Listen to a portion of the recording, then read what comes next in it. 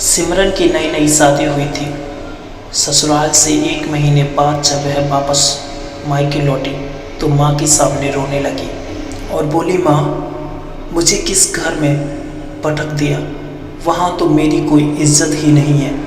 सारा दिन नौकरानी की तरह रसोई में खड़ी रहती हूँ। सास ससुर की रोटी पकाना, नंद और देवर की रोटियाँ पकाना, आए दिन सासू माँ के रिश्तेदार आते रहते हैं, उनको नाश्ता कराना, आराम ही नहीं मिलता। जिंदगी नरक सी बन गई है।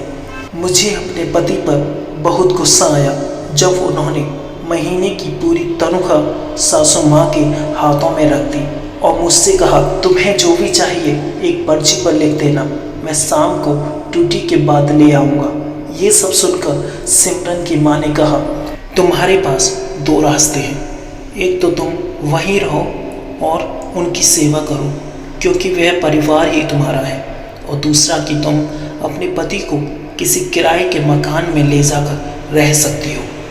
वहाँ तुम्हें किसी का खाना नहीं बनाना पड़ेगा, किसी के कपड़े नहीं धोने पड़ेंगे, पूरी तनख्वाह तुम्हें मिलेगी।